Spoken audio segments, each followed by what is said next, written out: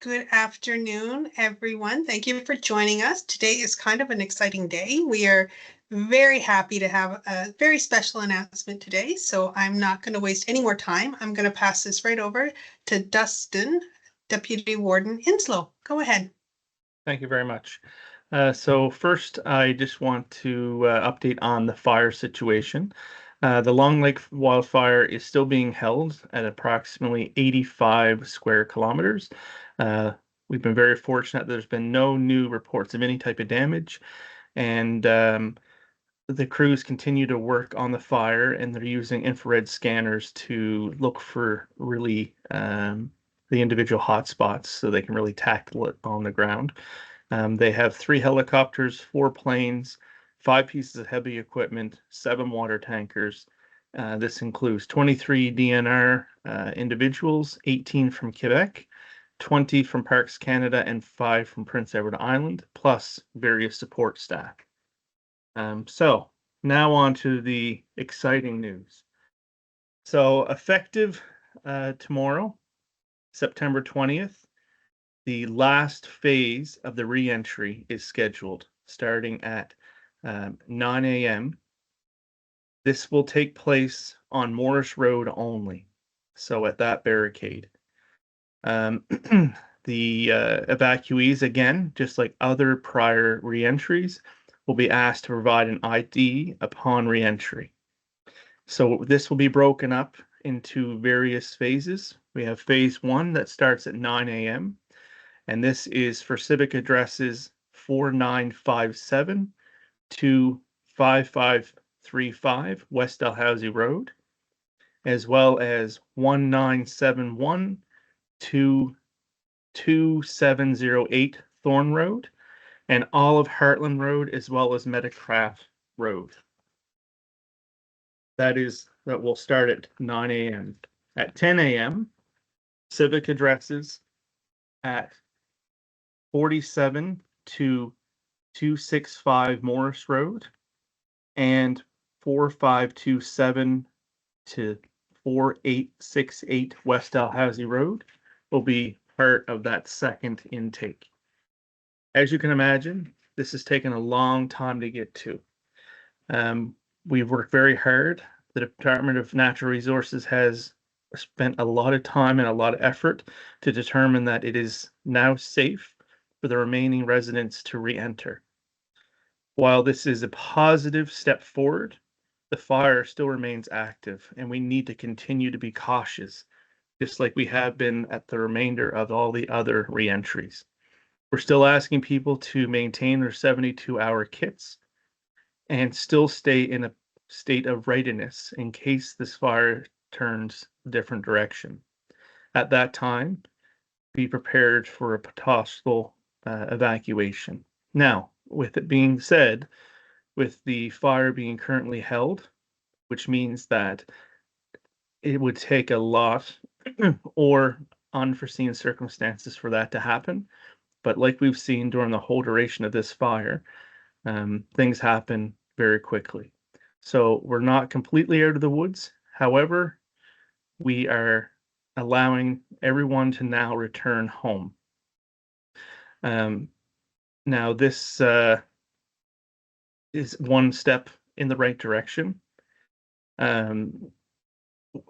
Words at this point, it's still unbelievable that we're at this point.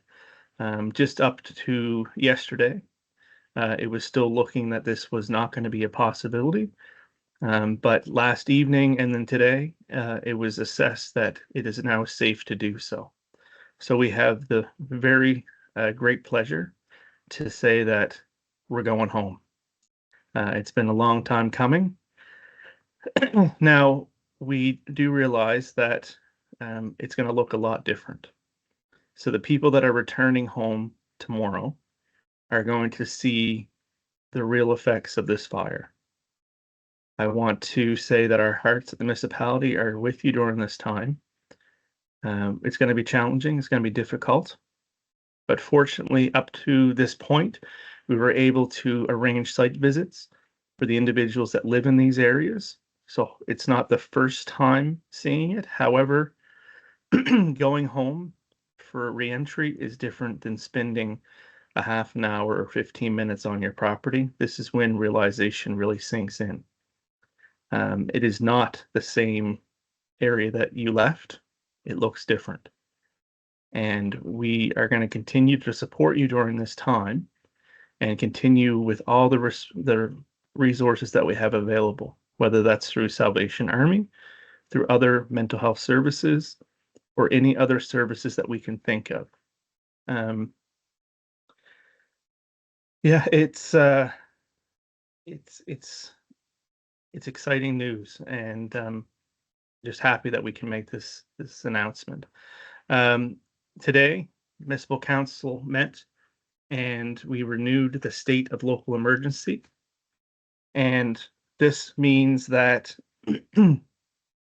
um, the roads in the affected area will still be closed to non-local traffic only. There will be no public access permitted. So if people want to go and have a look, that is not accessible at this point. It is only for local individuals. And the reason for this is there's still a lot of work happening. We still have people that are up there. There's still an active fire that needs to be fought. We still have people at the incident command post. But we wanted to get people back in their community. Like I said, we know that it's not going to look the same, but it is your community. It's the same community relationships that you had before. It just looks a little bit different. I know that DOT has been actively working at doing some road maintenance, which uh, is great. They were able to patch some parts of the road. They were able to re-gravel the shoulders to try to make it, very homely and very welcoming as we go through this challenging time. We also realize that it's going to be different and difficult for those that can't return to their homes, because we realized that 20 properties were lost during this situation. And because of that, we have to continue to stay together as a community. We have a difficult road ahead, and the weight of those loss of those 20 properties weighs heavily on myself, the warden, council, municipality, as well as the various organizations that helped. I know that personally I felt a great loss. I felt that we worked so hard leading up to that devastating Sunday to save properties that it, it it was definitely disheartening. But we had to focus on the fact that we had no injuries and no loss of life. And we were able to save a lot of homes. If it wasn't for the help and the work by Department of Emergency Management and DNR and their various stakeholders, we could have been in a lot worse situation. Um, as part of this, what I forget to mention, that there are areas that are still going to have no access. And this is mostly in the areas that are most affected by the wildfire, which is on Thorn Road. So addresses from 2762 to 3408 Thorn Road are still off limits due to safety while they continue to work. We will continue to work along with provincial and community partners to make sure that we walk alongside you during this reentry process. As part of it, provisions have been made for water to be provided to evacuees. Those well those well water has been identified as needing further tests during this fire impact. Residents who are re-entering are asked to bring a day's supply of water with them to allow for these arrangements to be made. Also, Nova Scotia Power has confirmed electricity will be restored to the homes of those returning, and a special waste collection service has been arranged for September 22nd and September 25th, starting at 7 a.m. Also, new green bins have been arranged for delivery today prior to people returning because you'll need them to go through your fridges and freezers to make sure that you're able to go through your waste accordingly. We wanted to ensure that everything was set up prior to your arrival. That's why we're doing a lot of stuff today. As well as the municipality remains committed to supporting evacuees as long as is needed. We are in this for the long haul.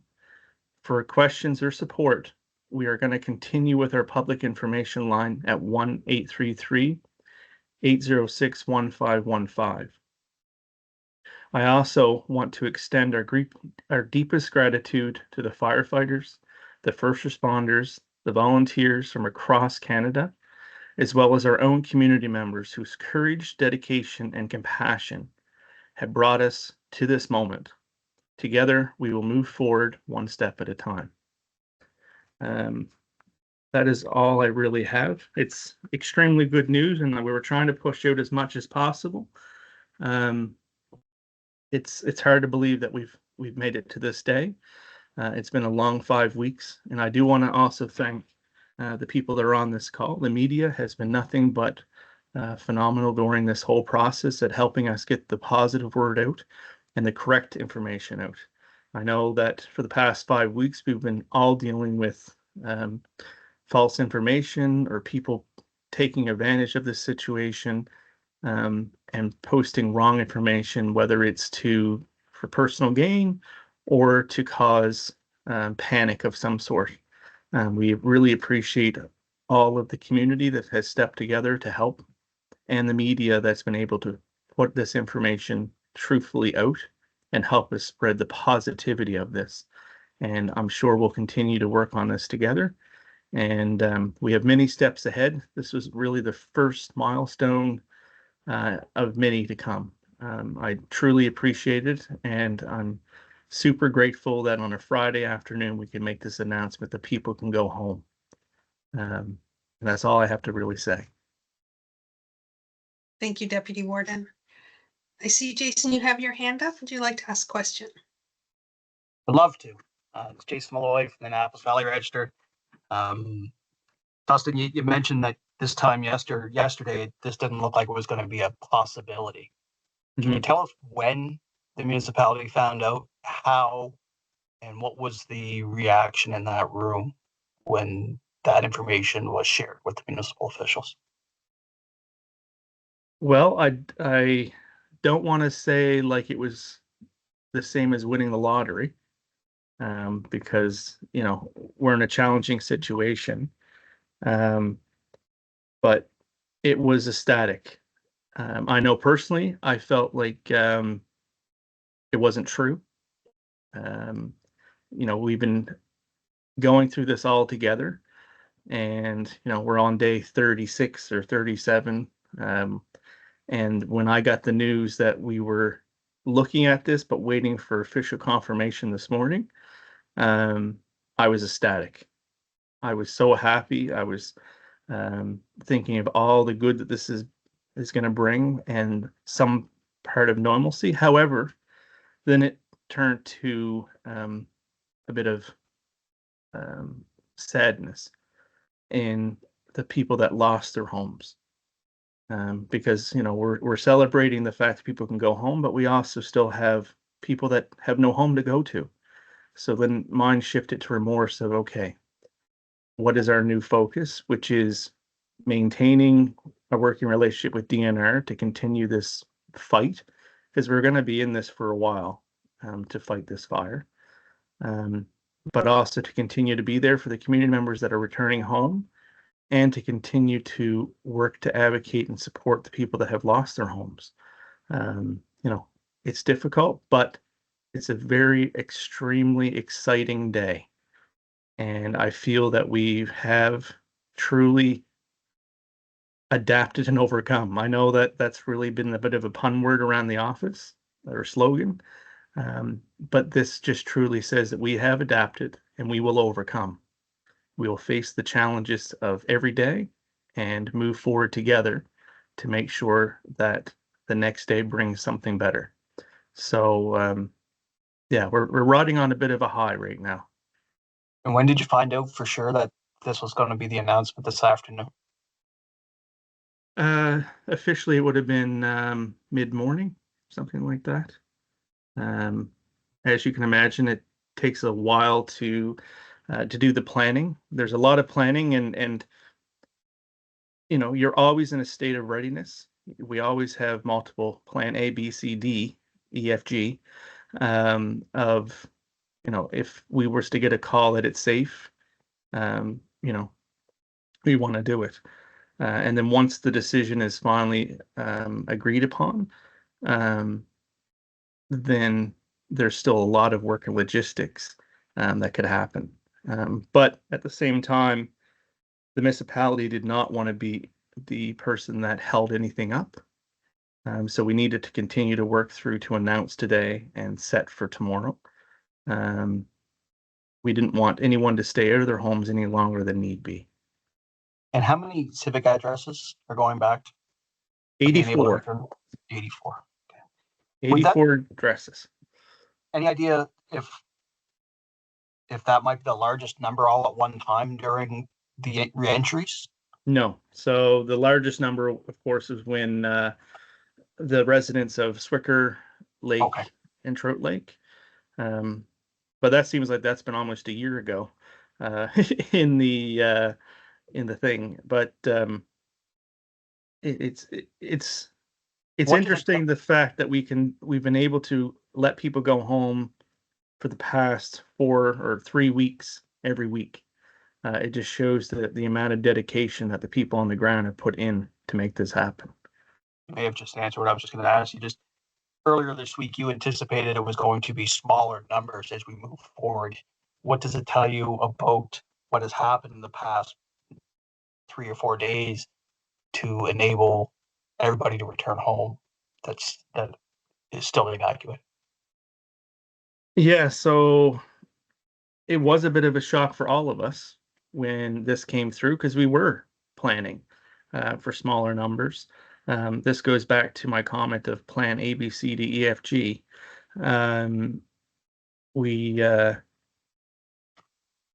lot of analysis work. These scans are what really was a turning point for Department of Natural Resources, where they could identify the really hot spots and really target these areas to make sure that it's safe for a return home.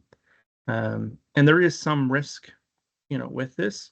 The fact that, we're going to have people home and there's still going to be a lot of transportation that's happening, a lot of equipment moving, because the command post is still at the West Dalhousie Community Hall. And they're still going to be actively fighting the fire. But the reward outweighs the risk at this point. But that is also why we're restricting to local residents only. It's not at the point for Billy Bob or whoever to go for a Sunday drive to go look at the devastation or any of the damage. That time will come, but that is not the time now. I'm hoping that people can be respectful to that. People are going to take a long time to come to process this whole 37 days. It's going to really set in once they're home, that they'll see how close the fire got to their homes and their equipment. And, it's going to be a huge change. But we're going to be with everyone every step of the way. Our navigator will continue to help navigate people through all these different processes. We're going to continue to work with the people that have lost their homes because they need a lot of support. We're working actively with the Insurance Bureau of Canada, as well as the I don't know the acronym, but the property assessment individuals, PVSC, I think it is, to work on people's assessments, because assessments are based on what is there, your house. And of course, if there is no house or equipment or anything like that, your value is lower. And then we'll continue to work with other supports to help these individuals. Thank you, Jason. Thank you, Deputy Warden. Sheldon, you have a question? I do. Sheldon McLeod, MBS. Thank you guys for doing this. I'm sure it's a very happy afternoon in some ways, and as you say, bittersweet. First question: did you notify? Are the property owners notified any way other than the media about this? Have they been given phone calls? Or do they expect to hear from you directly? No, so not at this point. We have not, due to the sheer number of people. We have started to reach out to a few people, mostly around different test kits and the financial assistance checks and stuff like that. We don't want to expect people to go all these long distances to get their checks. But no, they will start to be contacted, and I'm sure that the news will definitely travel extremely fast through our community. And it was interesting, as soon as this alert went out, we started hearing our 1833 number ringing. So it took just a matter of 45 seconds. So they must have it on speed dial. No, we're not reaching out individually at this time, but people will find out. For a follow-up, thank you for that. For a follow-up, clearly then the people who are, as you called them, looky-loos, that's my word, the folks who will want to see what they have not seen, because clearly there's only a handful of people who've been able to experience what it's been like. For your chance for this afternoon on the radio, what do you want the people who don't live in the area to know? I want them to be respectful and cautious, be respectful and mindful that this is still an active fire situation. There are still people that live in that area that are dealing with unimaginable damage, unimaginable loss, and we need to let them go through this process on their own. The time will come for people that want to see what happened, that they will be able to see that, but this is not the time.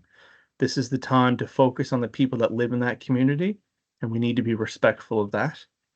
And once the roads are lifted for everyday personal traffic, then the time will happen. However, even then, I really want people for them to be respectful and not just go up there because we still have to respect that community and help everyone get through this difficult time. Yes, it is a very good day, but it is a bittersweet for at least 20 families.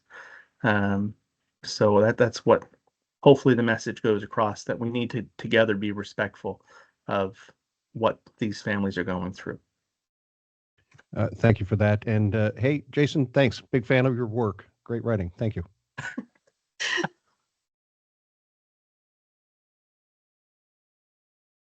Do you have time for a couple smaller ones here, guys? Sure, why not? There's been no mention of seasonal property owners here today. Are they able to go back now, or is this strictly for permanent residents? This is for everybody that are listed within those addresses. So that's even itself is a big thing.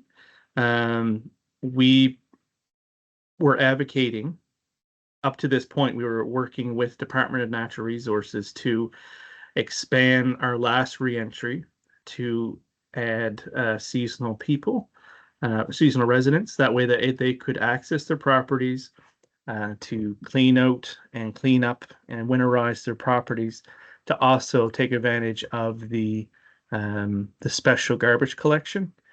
And fortunately, this resulted, so it actually took care of itself.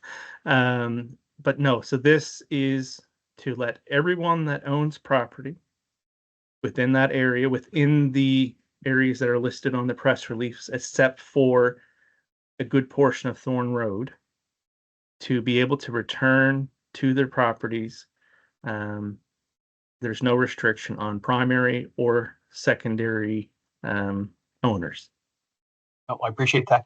And with the change coming tomorrow, does the Comfort Center close, or does it remain open? Or Yeah, so what we're looking at right now is the Comfort Center will still remain open temporarily, because we still have the 20 individuals, 20 families that are not able to go back. And then we also still have the people that are on their own property on the restricted area Thorn Road. So Right. at this point, we're going to keep it open until I think mid next week. We haven't confirmed the date yet because we're looking to see the trend starting tomorrow until mid next week on the uses. And if it completely dies down, then we'll definitely look at the closure, or at least putting it on suspended visits or something. And then if there's continued need, then we'll look at readdressing it. But right now we're going to keep it open, and the navigator will be continuing to visit that site. But then after that, the the navigator program will move away from that area, and more to be determined as we go through. and just the last one that I can think of on this day is what emotional support is going to be available over the weekend for people who are going back, and I know, like you say, that people have had an opportunity to visit, but I'm just wondering what emotional support might be available for these residents this weekend. No, that's a good question. So we're still going to have our partnership with the Salvation Army that help with emotional support. But also we're going to encourage people to continue to reach out to mental health services, or any of those resources that we've been pushing from the beginning of this. We are going to have at the barricade on Morris Road, the Red Cross will be there, and some different people will be there to kind of help with that. But I would encourage, if people need help, please reach out. There's various information that they can reach out to, and and we'll continue to have our 1833 number activated for quite some time, because once people return home, that's when the real questions are going to happen. People are going to deviate from when can I go home and when can I see my host, to the real questions of I'm now dealing with this, or I'm dealing with this. So we'll continue to keep that. And I said that was the last thing, but one more, and it's a tough one to ask, Oh, great. Justin, but how important is it to keep West Dalhousie and everyone's thoughts and prayers, and to keep that support coming in? Because while people are going home, like you say, 20 people don't have that home to go to, and there's going to be a lot of work that's still needed to rebuild that community. There's still a long road to go, I guess, is what. Yeah, so it's a very good question, and it's actually a question that I've thought about many times, because we all compartmentalize differently. So, once people are home after tomorrow, I would assume that we would start seeing less reporting on it over time. The challenge is going to be to try to make sure that people, and the residents of the county, the province, does not forget that this community is still going through this. So I know that from our perspective at the municipality, we'll continue to provide supports. We'll continue to do updates from the province. We'll continue to do press releases, and we'll also continue to meet with these communities. I know that we have a commitment to continue to meet with the 20 families that lost their homes, and we'll continue to do that on a weekly or as required basis. and we'll continue to host some type of events to keep it in fresh in people's minds.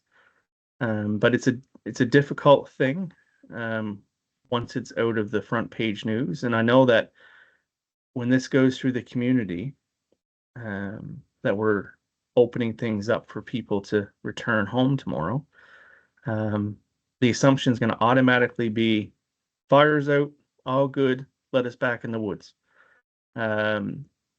which is not the case. So we need to continue to find ways, with the support of media, I would hope, to keep this story alive until we successfully have people that lost their homes in their home. And that could take months, years. We have people that do not have insurance. So of course that will take longer than people that have insurance. But yeah, it's a very, very good question, Jason. Very hard to answer. I guess we're just going to try to advocate to the best of our ability to make sure these people don't get forgotten. I know that from our perspective and what we're doing at the municipality, we'll continue to advocate for that community, not just for the people that lost their homes, but for all the people that were affected by this. One example of that would be the funding checks that the province announced, that program. They will continue to get those checks until next week, the people that re-enter their home. And then after that, the people that have lost their homes, the province is looking at a different type of support program. I don't know what that looks like right now. As you can imagine, the province is still doing things to support this reentry. They had the same amount of notice as we did from DNR. So we're all doing this, and we don't want to hide or keep anything from anybody. So as soon as we get information, we want to pass that out. But hopefully that answers your question. I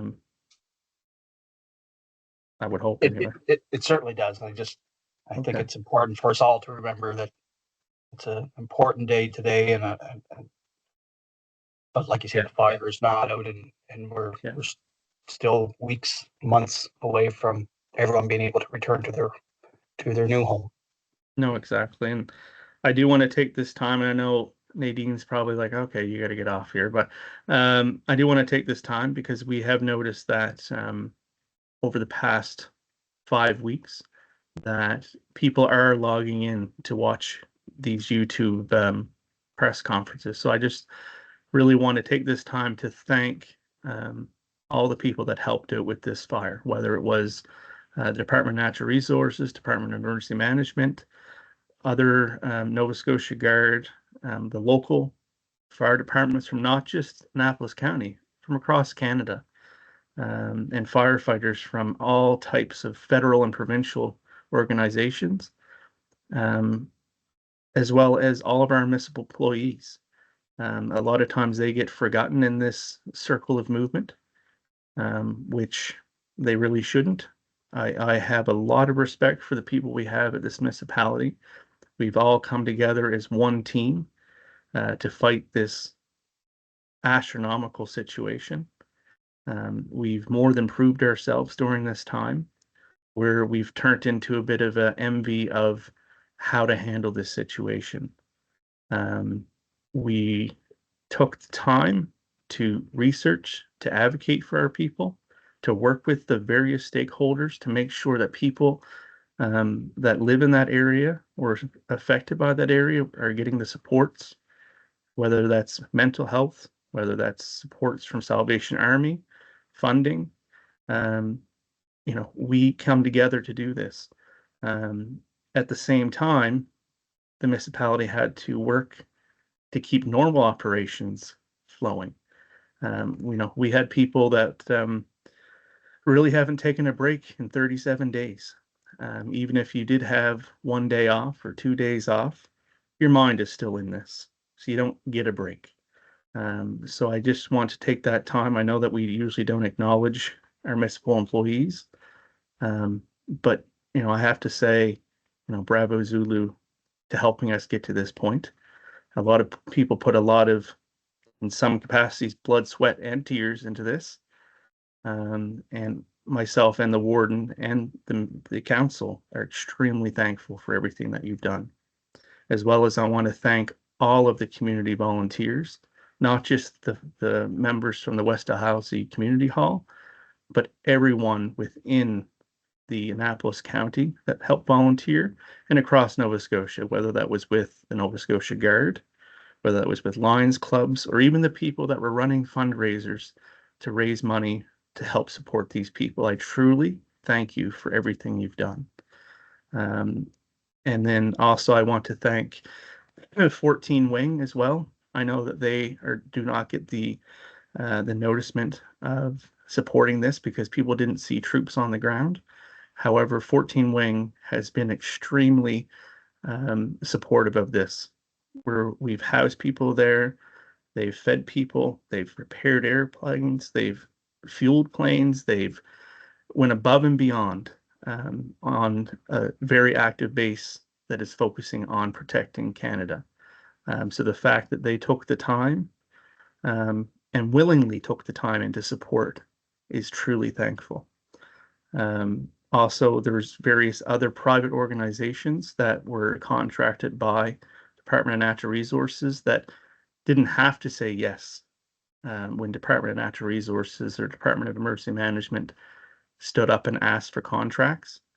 You didn't have to say yes, but you did. And you went above and beyond in every capacity. Every single person has, whether it's caterers, whether it's hotels, whether it's even Tim Hortons. Another example of that is an organization that supplied 2 sea containers that came today to support the storage of bottled water for the people that are returning home tomorrow. The fact that they went above to free of charge donate these 2 sea containers for rental, as well as the company that brought them here.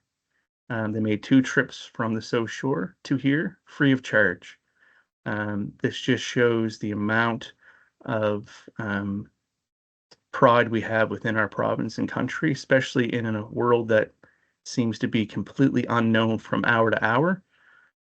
We stood up and supported each other, and hopefully that continues. And the lessons that we've learned in bringing the community together, I'm hoping that they are long-term effects, and we'll continue to support everybody. I know it's a long list of thank you, and I'm probably talking way too much, but words can't describe what I've seen over the past 37 days of the amount of effort and support that has gone into this. And the fact that we're finally at this point today to announce tomorrow that people, you're going home. It's an emotional roller coaster. And I also want to thank the residents of Annapolis County for being supportive and for supporting their fellow residents, and for all the people that were evacuated, whether you were evacuated for a short time or a long time. It was definitely challenging. And we do appreciate the patience that you had with us. And if it wasn't for that, we would be in a lot different of a situation. Yes, we dealt with ups and downs during this. When we're in a high stress situation, people react differently. And whether it's threats or scared or what have you. But at the end of the day, we all came together and we realized that this was a true emergency, that we needed to come together to successfully win this battle. So I just want to have a heartfelt thank you to everyone, not just the people that are on this call, but the people that watch this on YouTube or Facebook, whatever. And this will probably be our last press conference, unless there's some bigger announcements. Hopefully it's not a state where we're asking for another evacuation. Hopefully it's just another good news story, because we still have people that can't return home, whether their home is lost or they're within the truly devastated area on Thorn Road. And I know that people want to see this, but it's been difficult. And especially when you tour Thorn Road, I had the unfortunate ability that I toured that whole area the day after that Sunday, when it was still in a really bad spot. And it was truly an emotional experience. But that's all I can say at this point. I just want to say thank you to wrap it up. And hopefully we have a lot better days to come. And I truly have faith that we will. And we have the right people in the right places to make that happen. So thank you. Thank you, Deputy Warden. It's very well said. So we have gone a little bit over our time, but I think today we're allowed because it's a great day. So again, as you mentioned, it's a bit bittersweet because this will be our last presser. Unless something in the future happens, we will bring you all back. But we will still continue to provide updates on our socials and our website. And I am always available anytime. So you can reach out at me for anything. 902-526-2907. I believe you have my numbers anyway. But thank you so much for all your support and for joining us over these past 5 weeks. I can't tell you how much we appreciate it. Thank you, and hopefully we will talk soon. Thank you.